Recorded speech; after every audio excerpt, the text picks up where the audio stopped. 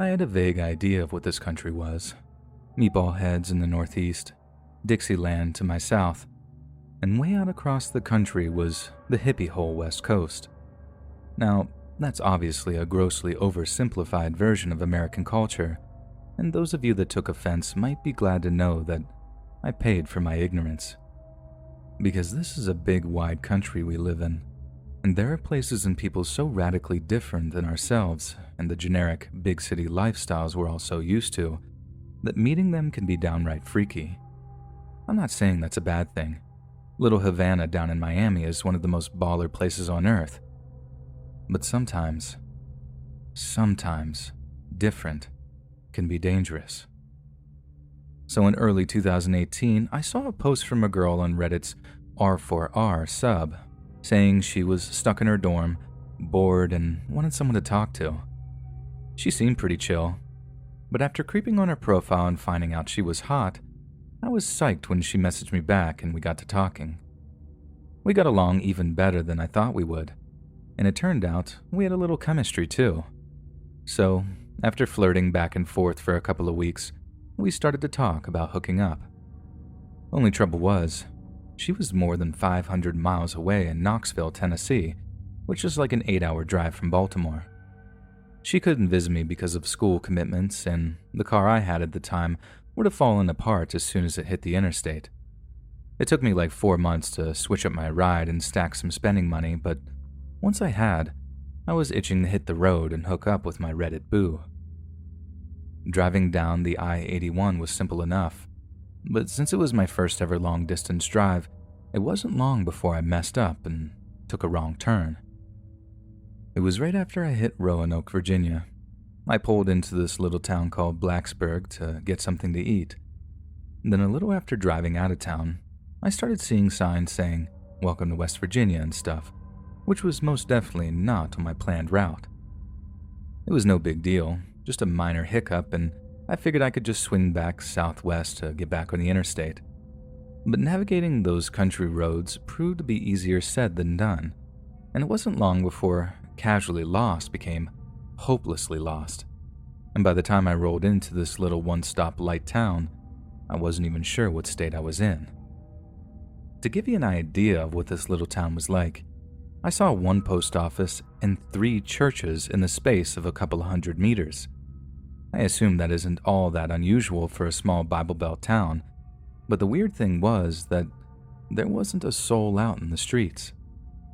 It reminded me on Sunday mornings in Greektown, when almost everyone would pack into the Orthodox churches, but this was a Friday afternoon. That being said, the fact that there was like 50 cars and trucks parked outside this one church told me everything I needed to know.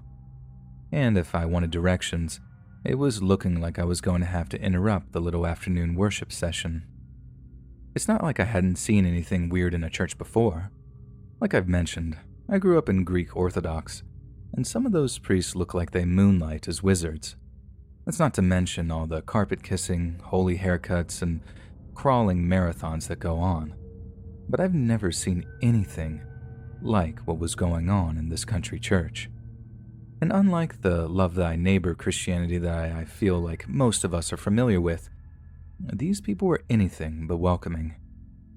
Walking into that church caused this record scratch moment, where the guy at the pulpit just stops talking and looks up at me. This causes everyone, and I mean everyone, to spin around in their pew to look at me. I tried to speak up, but with all those eyes on me, I just sort of seized up. By the time I got it together to say anything, the guy at the pulpit cuts me off like, "You from the government?" Now, bear in mind, I'm wearing Hawaiian shorts and a George Carlin shirt. I'm about 240 at the time, completely bald, and I have a front tooth missing. I look as far from a Fed as you can possibly imagine, but still, this guy is looking at me like I'm some kind of narc. I start explaining that I'm just looking for directions, but the guy cuts me off yet again and tells me, "Patience is a virtue, son. Take a seat. We're almost done here." Now, I know I should have just left and bought a map from a truck stop like a grown-up, but I was young, dumb, and full of, So, My logic was just get directions, get to girl, instead of stopping to consider that I might be way out of my depth. For a while, the atmosphere among the congregation was tense, but still subdued. Their eyes are glued to the pulpit and their mouths are glued shut. But as the preacher's tone and intensity build, so does the energy in their responses and reactions. First thing that really keyed me into the fact that these people weren't all there was the whole speaking in tongues thing. I heard it was still a thing that happened, but you don't see anything like that in Baltimore unless some dope fiend smokes too much spice, which is certainly no cause for celebration. But when this regular-looking guy jumps up out of his seat and starts jabbering this complete nonsense, the congregation was hooting and hollering like it was the greatest thing they'd ever seen. And while not necessarily the scariest thing I'd ever seen, it was incredibly jarring to actually see it with my own eyes. I'm already incredibly nervous, but I figured if I just keep my mouth shut and let them do their thing, I'll be out of there with a solid route back to I-81. Only the next thing I know, I hear the preacher calling out for their guest to join them at the head of the congregation. I just remember thinking, he can't be talking about me. There's no way he's talking about me. But that was pure wishful thinking on my part because, once again, the whole congregation turns around to look at me. "Come on up, son." The preacher's words were like daggers in my gut. I get pretty bad stage fright and anxiety as it is, but the idea of exposing myself to those people was almost too much to bear. I start making a show of saying, "No, thank you," trying to politely decline the guy's offer, standing briefly to address the guy before I sit back down. Only right when I do, I hear this voice in my ear like, "You'll get up there if you know what's good for you, city boy." I turn around. Standing behind me is this freaking werewolf of a man, incredibly hairy, and wide as he was tall. Dude could have crushed my skull with one hand if he wanted, and he was blocking my route to exit. Suddenly, it didn't look like I had much of a choice anymore. So in spite of my legs feeling like warm jello, I made my way to the head of the congregation and awaited my fate. The first minute or so were like appearing on a game show that I really didn't want to be on. The preacher asked me what my name was and where I was from, in a weird way too, asking me, "Were you given a Christian name, son?" I tell him my name is Nick, and that I'm from Baltimore, that I'm just passing through town on my way to Knoxville. He asked me why I'm going to Knoxville, if I had family there, and I just nod instead of telling him the adulterous truth. Then he starts saying how outsiders have always plagued their community, how they try and protect their prim and proper ways onto good country folk, stuff like that. Then he starts talking about how they, who they were I have no idea, tried to string up his grandpa in the 40s for handling. So now I'm really confused. What had he been handling, and why had they tried to kill him for it? Not knowing made the whole thing even worse for me, and I could actually feel the sweat dripping down my back as I got more and more nervous. I've told this story a bunch of times before, and one or two people knew exactly what handling meant in the context of some country preacher. But I didn't, and if I had known, I'd have just rolled through that entire town, content to be lost and ladyless, because the one thing I'm more scared of than anything else on the face of the earth is snakes. But what was the one thing that crazy preacher pulled out of this wicker basket he had up there with him? A freaking snake. And not just any old snake, a legit rattlesnake. At first, I just froze. I didn't know fear like that even existed. The kind where you can literally not move for a few seconds as you're confronted with your literal worst fear, that deer in the headlights effect. Jesus Christ, I can still hear the sound of its rattle like it was yesterday. Like you just don't get how loud those things can be until you actually hear it for yourself. It's a sound that says, "Get away from me, dude. I'm not to be messed with." And it doesn't need translating for you to know what it means. But here's this preacher guy just straight up holding it in his hands and smiling like it's the most normal thing in the world. Not just that, but you'd think you'd be super careful handling a freaking rattlesnake. but this guy's like bouncing it up and down in time with some old church music that starts playing out of an old stereo. All the while, the congregation are hooting and hollering like it's the greatest thing they'd ever seen. You'd think you want to keep that thing nice and chill, but nope. If I was nervous, you can only imagine how that snake must have been feeling. So like I said, I'm just frozen for a few moments until the preacher makes a move towards me with the snake in his arms. I wasn't frozen after that, let me tell you, and I just about bolted off the stage and toward the main entrance to the chapel. I channeled all the touch football agility from my middle school years to feint and dodge the 300-pound werewolf dude on the way out, sprinted to my car, and then just took off out of town at what felt like a buck and change. I've done some stupid things in the pursuit of females in my time, but walking into that little chapel tops the list by far. I had no idea snake handling was even a thing until then, and after I Googled it, I saw that dozens of snake handlers have died in the past. But that's not the stat that matters. It's how often they get bit.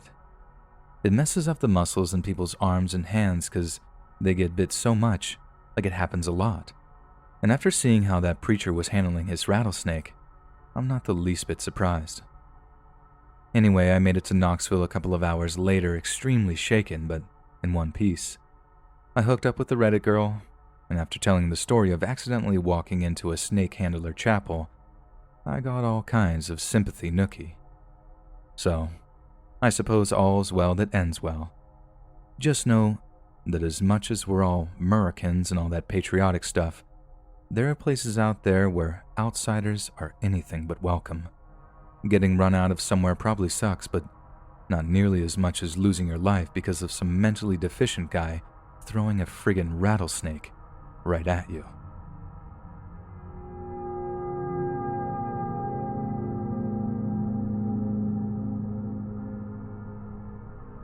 In 1961, when I was just 20 years old, I joined the Freedom Riders. I grew up in Boston, the only son of two liberal Irish Americans who never tired of reminding me that we hailed from the same part of Ireland as the Kennedys. My dad was a lawyer, and although he practiced real estate law, he had a real passion for constitutional law. It was a document he was extremely proud of. I mean, you'd honestly think he wrote the dang thing. But as the years went by, I started to gain a growing appreciation for the freedoms our Constitution guarantees, which is why I was so offended by the South's Jim Crow laws and their refusal to back Supreme Court decisions that guaranteed the rights of our African American brothers and sisters who were still stuck behind enemy lines as we saw it. That's about the same time I heard about the Freedom Riders, groups of mostly college-aged kids who would ride Greyhound buses down into the southern states so they could challenge the messed-up racist status quo by, for example, helping black folks get to their local polling stations come voting day or organizing boycotts of businesses that implemented racial segregation. I felt like I'd found my calling, like the Riders were a spiritual successor of the Underground Railroad. Only instead of coming to us, we were going to help people get justice right in their backyards. But as you can imagine, we weren't exactly welcomed with open arms down there. We had allies, all right. Good Southern Christian folk who paid more than just lip service to the ideals of their savior. But boy, our enemies were legion. Sometimes the only way to tell the difference between the cops and the Yankee-hating posses of good old boys were the badges. They acted exactly the same way. Guess they hated us the same way too. But while those good old boys used their fists and firearms to chase us out, the cops used the law. They arrested riders on all kinds of trumped-up charges, like trespassing, unlawful assembly, and other alleged offenses. Even worse, they turned a blind eye whenever we were actually attacked by vicious mobs of anti-integrationists. But the thing I'll never forgive the cops down there for is hooking up with a group of people who could do their dirty work for them. Anything too brutal or violent or evil for them to get away with, they handed off to a group of guys who only came out at night and were invisible during the day. A group I'll hate until my dying breath. By the summer of '61, the Freedom Riders gained a lot of publicity because of the reception they received when the first bus full of riders arrived in Anniston, Alabama. It was actually a Sunday morning when they arrived, and people actually left church services still in their Sunday finest to attack the buses. The driver tried to leave the station, but he was blocked by the mob while someone slashed the bus tires. The mob then forced the crippled bus to stop several miles outside of town and then threw a firebomb into it with the passengers still inside. As the bus burned, the mob held the doors shut, intending to burn the riders to death, and it was only when a cop brandished a weapon that the mob retreated and the riders could escape. That's the kind of welcome we were expecting. We knew we were taking our lives in our hands going down there, but we didn't care. It was a worthy sacrifice. Thomas Jefferson himself said, "The tree of liberty must be refreshed from time to time with the blood of patriots and tyrants." And boy did we take that to heart as we loaded onto the Greyhound heading for Newark to Little Rock, Arkansas. The journey down to Little Rock was much smoother than expected. I guess now that their hatred for us was out in the open and journalists were floating around, the mob wasn't so quick to try and burn us alive. But once we arrived at the place we were staying, the rider representative from Arkansas warned us about walking around alone. A network of locals was keeping careful track of all the buses that rolled in from the north, and potential freedom riders were profiled and followed by either the cops, local volunteers, or a mixture of both. It was a scarily sophisticated racket they had going on down there, and it would have been admirable if it wasn't so downright dastardly. And the real genius part of it was that a bunch of college kids couldn't just stay in a room for almost a week straight. We had to come out sometime, whether it was to grab a bite to eat or a pack of smokes. It was only a matter of time. It was greed that got to me. I just got way too hungry one night, and the packet of peanuts I thought that would last me just really didn't cut it. That's how I found myself wandering the streets of Little Rock, trying to find somewhere selling food where I wouldn't get narked on for my obvious New England accent. I didn't even make it to a fried chicken place before the cops rolled up on me. Then all it took was one look at my ID, and I was screwed. They patted me down right there on the sidewalk and just so happened to find some marijuana in my jean pocket. I'd never smoked in my entire life. It was an obvious plant, but there wasn't much I could do about that. I'd gone against the rep's advice and gone out on my own, and just as they described, I was picked up on some nonsense marijuana charges. I was furious, mainly at myself for being foolish enough to get myself arrested, but also at a system that turned good young people like myself into invasive criminals. I figured I'd get a few licks, spend the night in jail, then maybe get kicked out of state the next morning. But the cops had far worse plans for me. It probably took me longer than it should have to work out that they weren't taking me down to the local precinct. And when it hit me, I was more terrified than I'd ever been in my life. Instead, they took me to some old, burned-down church they said used to be where they worshipped. But it wasn't so much the idea of losing my life that was so daunting. Like I said, I'd come to terms with that prospect. It was what they would do to me before they killed me. That's what I was so scared of. Only it wasn't the cops that had any plans for me, as I mentioned earlier, because in order to deal with me, they'd enlisted the help of a different organization entirely, one that didn't mind getting their hands dirty, one with no oversight, no rules, and no mercy. And when they walked out of the woods, all dressed in white, they were 100 times more terrifying than the specters they resembled. The Klan. Out of common decency, I don't want to repeat some of the things they said to me.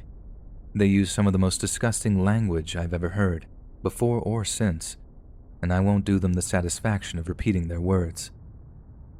All that's pertinent to the story at hand is that they told me that they were going to do to me what they used to do to Northerners' spies during the war.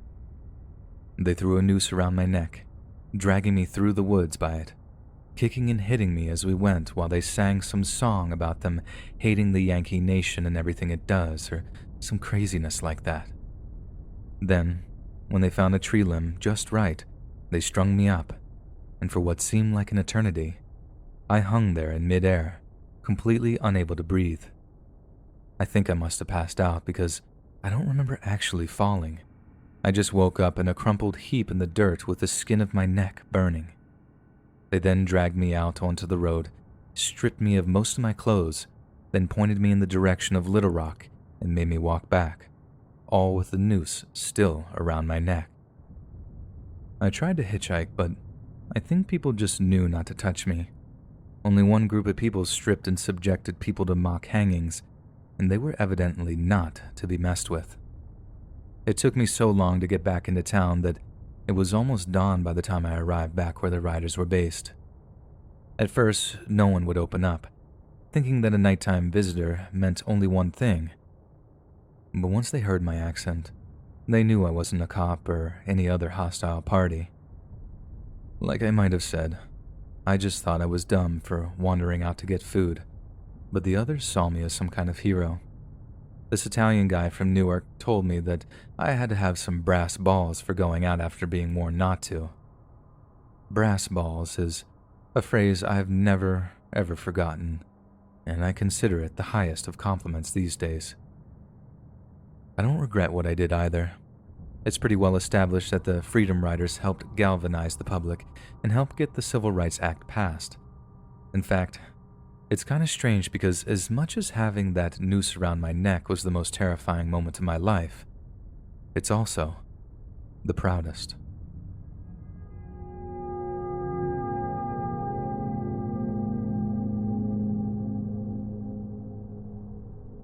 In the English county of Worcestershire lies the small village of Ottingley. These days, Ottingley is little more than a collection of sleepy country lanes and quaint Tudoresque homes. But in the early 19th century, Ottingley was the site of a truly grisly unsolved murder with some terrifyingly feasible occult connotations. In the late afternoon of June 24th, 1806, the Reverend George Parker of Ottingley Parish was out walking in his fields, looking to bring his cattle in for the evening.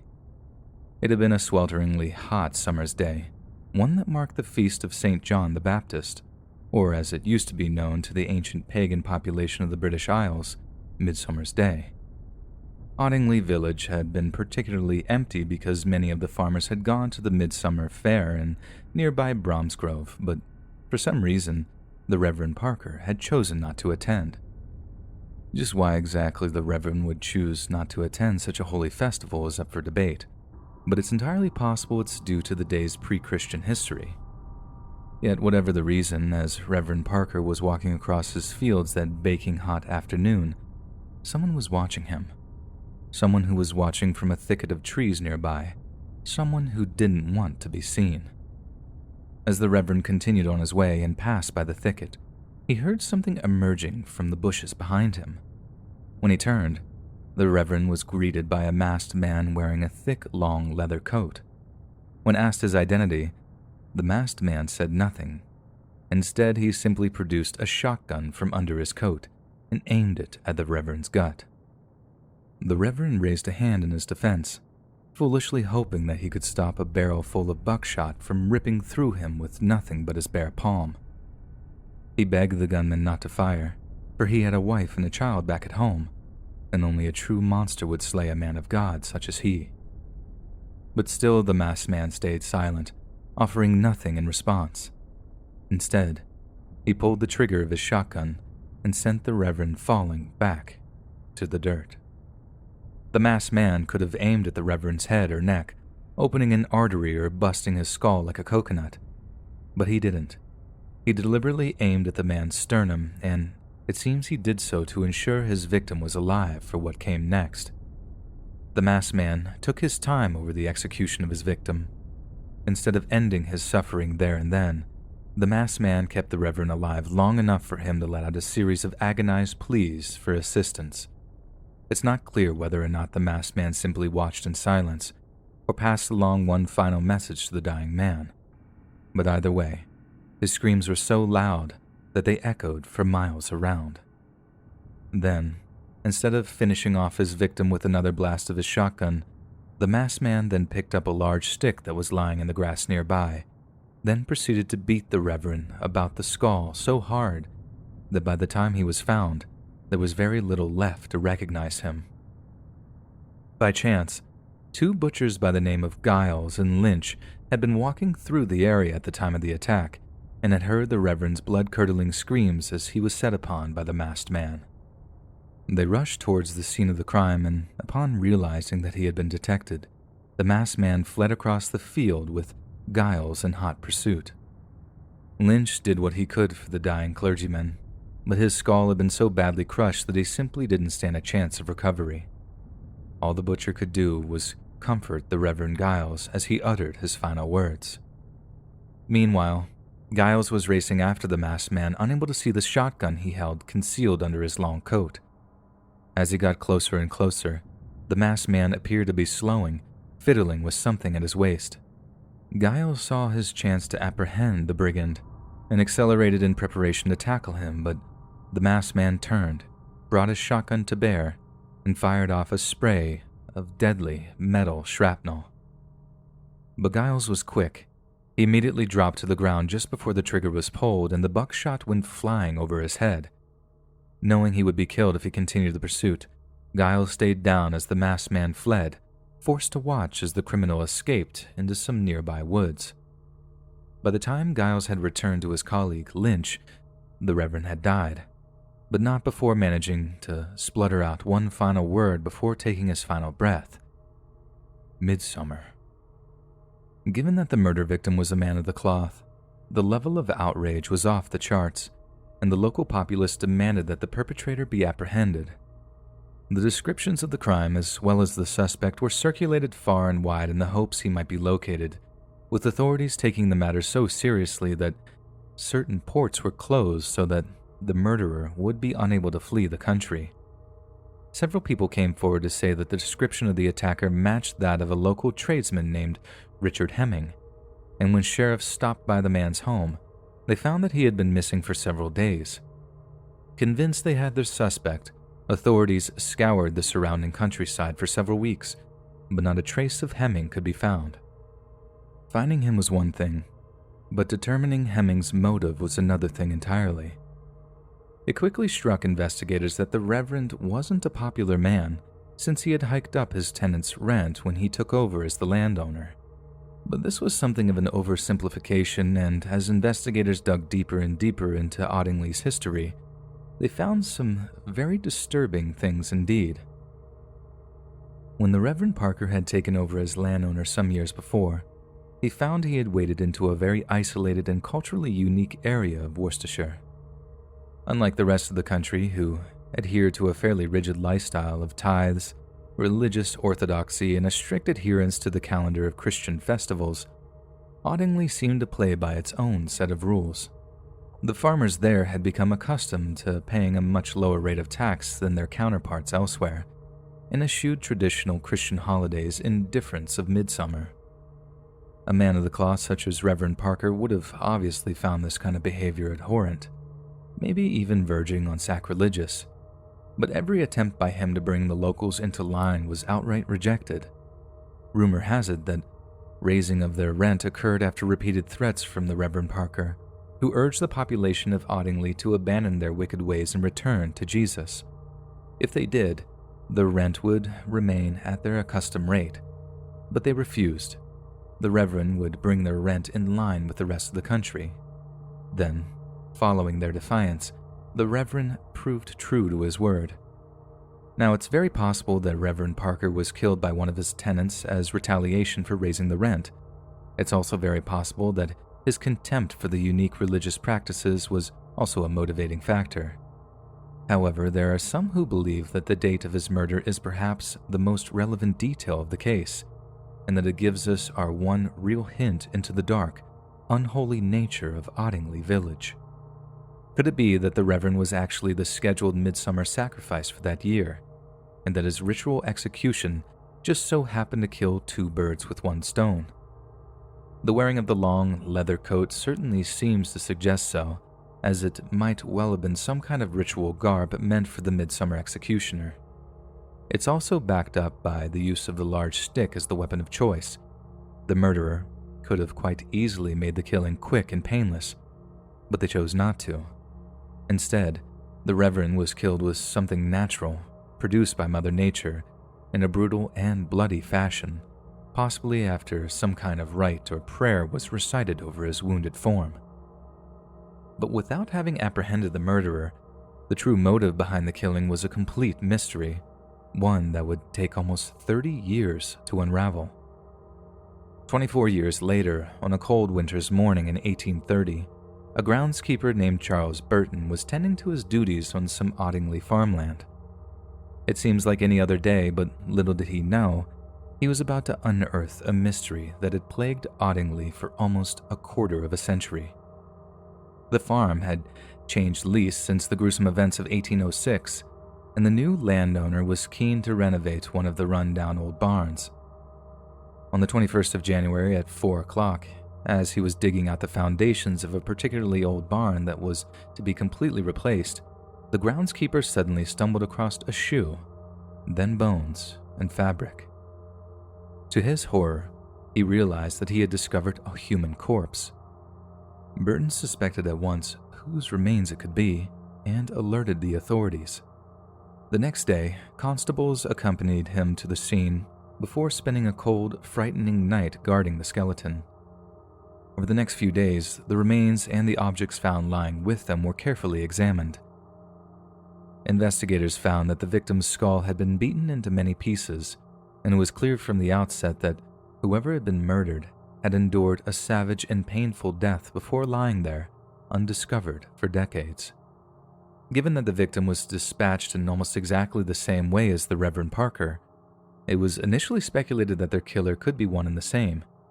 But when the skeleton was examined, the skull reconstructed, and the victim's belongings cataloged, investigators came to a shocking conclusion: that the corpse belonged to none other than Richard Hemming, the man suspected of murdering the Reverend Parker all those years ago. So how exactly did Parker's murderer also come to suffer an equally gory death in almost exactly the same way? Well, if the confession of Mr. Thomas Clues is to be believed, Hemming's murder was the work of other villagers who wished to keep the whole thing a secret. It appears as if Hemming had drawn the proverbial short straw when it came to deciding who would be the Reverend's assassin, and that the plan was for the members to meet up with their fellow conspirators at a piece of Ottingley farmland to confirm the deed had been done. Yet for some reason, either to keep him quiet or as part of the wider midsummer sacrifice, Hemming was escorted to a barn and then attacked by his fellow conspirators. But again, instead of simply cutting his throat or shooting him, Hemming was subdued before his skull was smashed to pieces. We could understand if this was some kind of eye for an eye style of vengeance for killing a man of God, but we've already established that the Reverend was extremely unpopular among the locals. Sure, the other villagers may have wished to keep Hemming quiet. After all, dead men tell no tales. But it also seems feasible that the ceremonial killing of the man who himself committed a ritual slaughter might well be part of some wider scheme of pagan sacrifice. Although no one was ever arrested for either murder, there were rumors that one of the surviving conspirators was terrified of vengeful spirits, right up until the day he died. Thomas Clue's confession was essentially on his deathbed, but his refusal to name the rest of those involved caused authorities to threaten him with prosecution. However, the old man died before he could ever face a judge, and the secrets of the Reverend Parker's murder was buried with him. Yet the village of Ottingley survives to this day, and the conspiring villagers no doubt had sons and daughters who in turn bore children of their own. The unholy traditions that led to the Reverend's death might well have survived too, passed from generation to generation, each taking up the bloody traditions of their forefathers. It's a chilling enough thought to avoid the country lanes around Ottingley in late July, lest you become the next midsummer sacrifice, whose final image on this earth will be a masked man in a long leather coat, swinging the limb of an oak tree down onto your skull.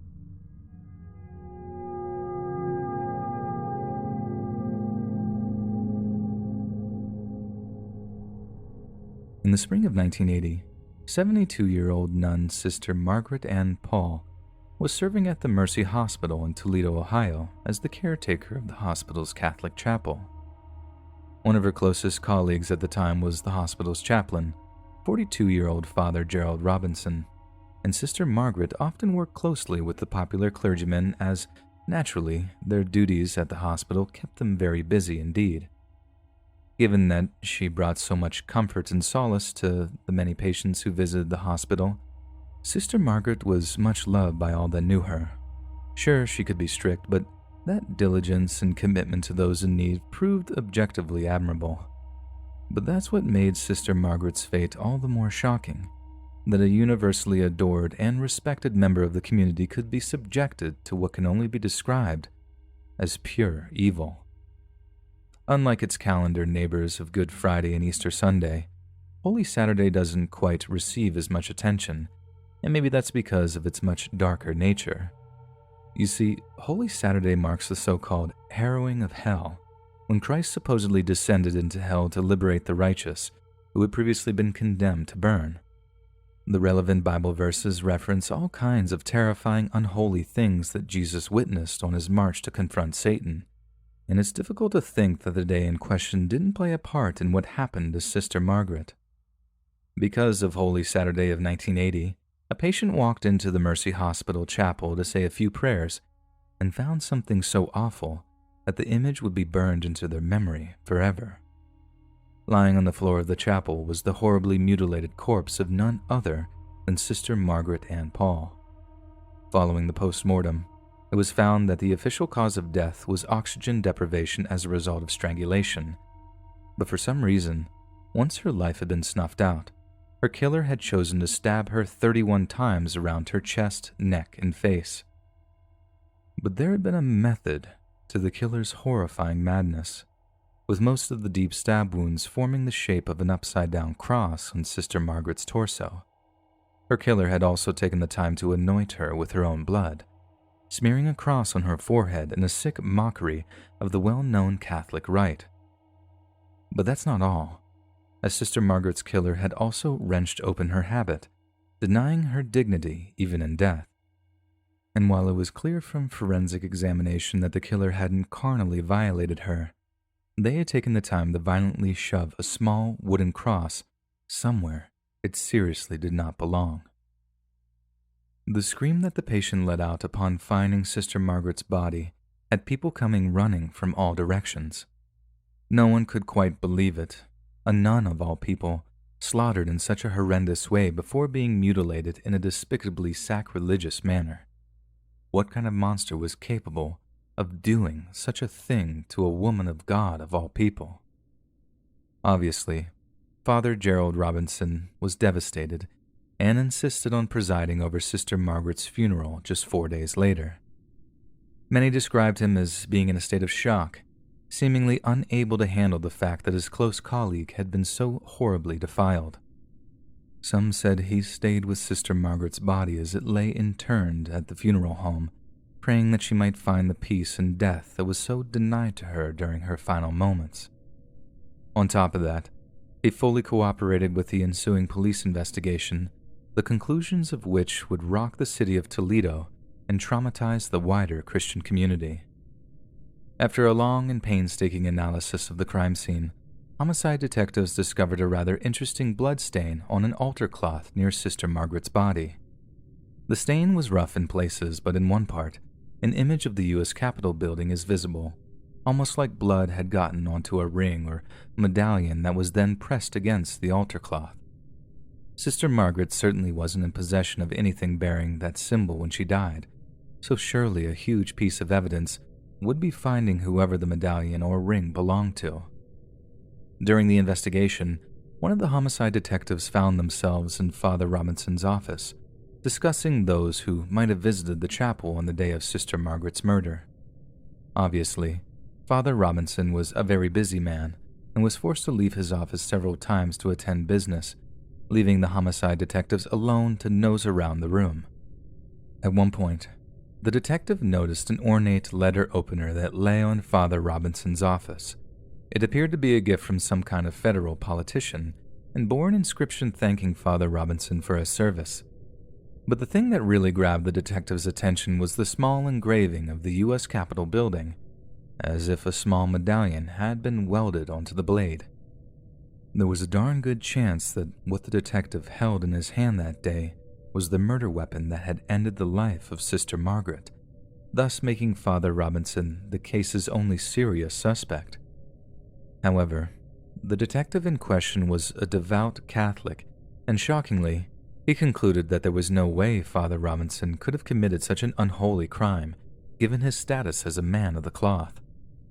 As a result, Father Robinson was never even interviewed under caution, let alone arrested for a crime he was quite obviously a suspect of. All was quiet for 23 years, with the then 65-year-old Father Robinson continuing to serve in 3 different Toledo diocese parishes. Then, one day, a woman wrote a letter to the local police department claiming that Father Robinson had done terrible things to her as a child, in a long campaign of abuse that involved satanic ritualistic behavior that included human blood sacrifice. Father Robinson was then questioned by police, and whatever happened during the interview, it spurred detectives not only to investigate the abuse allegations, but also to reopen the cold case involving Sister Margaret's murder.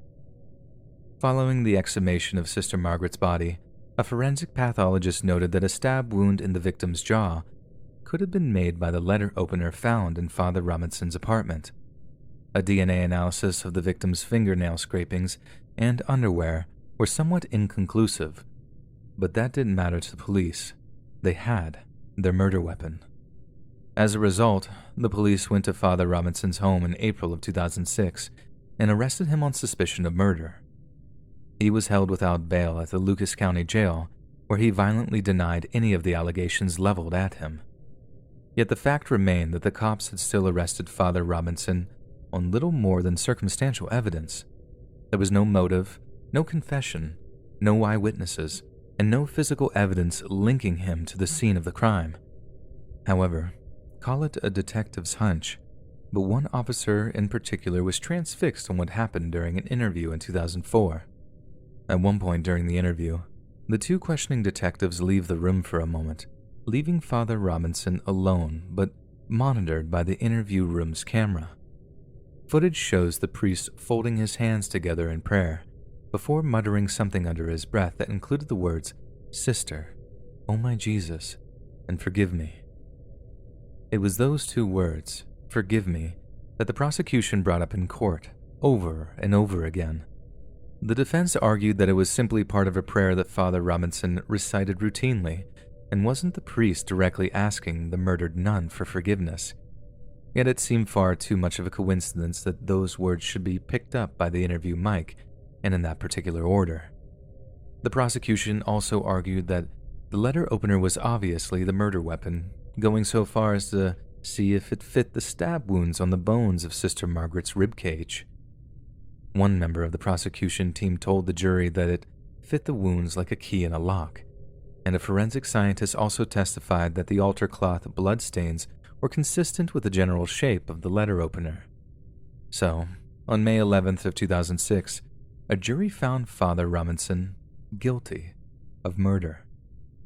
The 70-year-old priest became the second priest in American history to be convicted of a criminal homicide, and he was sentenced to serve 15 years to life at the Hocking Correctional Facility in southern Ohio. Yet still he protested his innocence, lodging numerous appeals over the years that were mostly centered around the possibility of the murder being carried out by a serial killer named Coral Eugene Watts. But despite eerie similarities between Sister Margaret's murder and those of Watts' victims, the Court of Appeals repeatedly denied Father Robinson a retrial.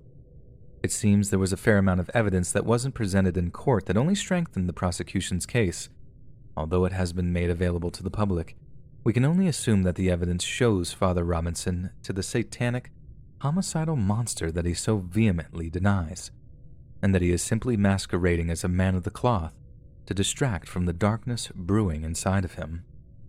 Thankfully, Father Robinson died of a heart attack before he could ever be released, passing away on July 4th of 2014 after a long stay in the prison hospital. Perhaps one day, the unseen evidence will come to light and the true depths of the priest's depravity will be revealed. But for now, we can only guess at the kind of evil he was, if he was denied an appeal on 3 separate occasions. and be grateful to a justice system that recognized a monster when it saw one.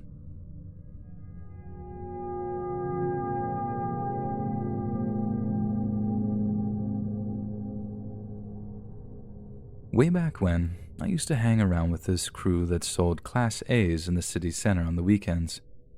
We were making bare cash between us, flogging bindles of stag doos and students and all that.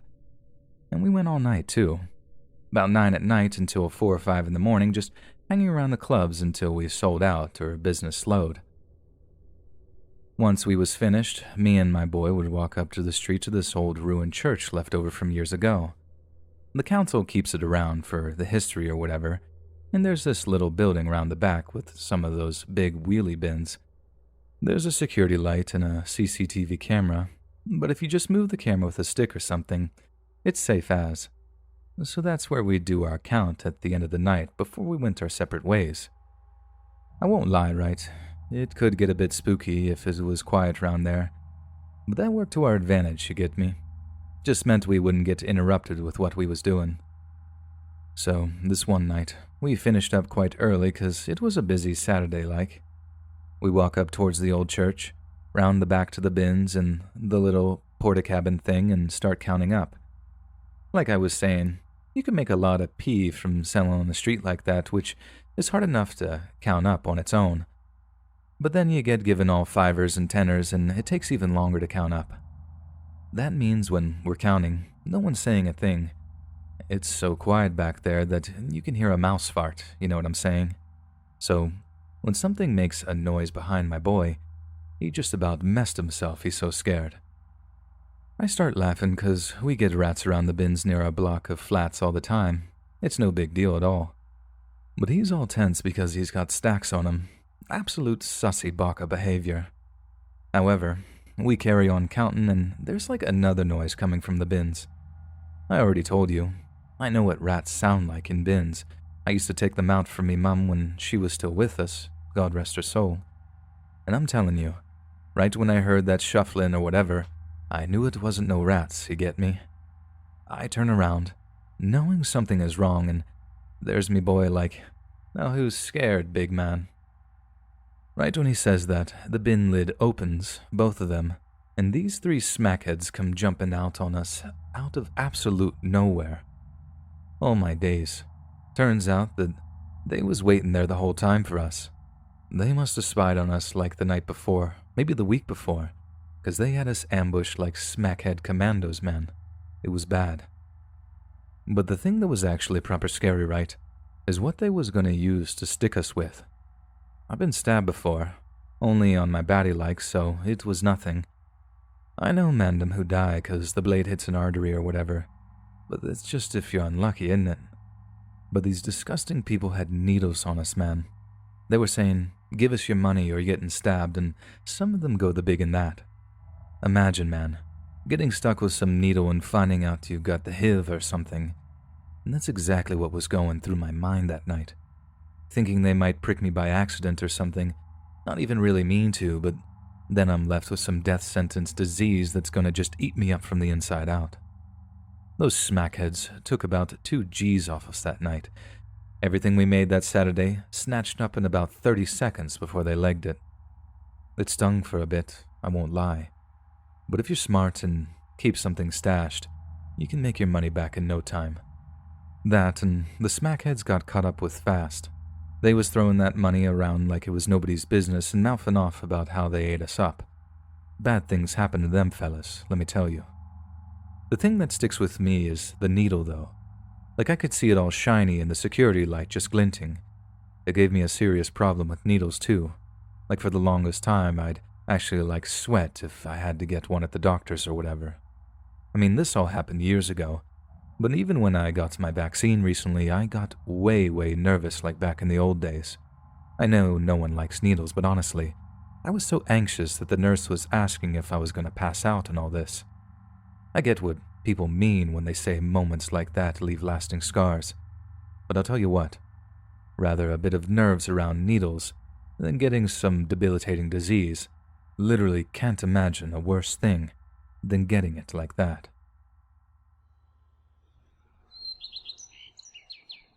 Hey friends, thanks for listening. Click that notification bell to be alerted of all future narrations. If you got a story, be sure to submit them to my subreddit, r/letsreadofficial, and get and receive feedback from the community, and maybe even hear your story featured on the next video. And join a live stream Tuesday, Thursday, and Sundays to catch an invite to my Discord. And if you want to support me even more, grab early access to all future narrations for just $1 a month on Patreon, and maybe even pick up some Let's Read merch on Spreadshirt.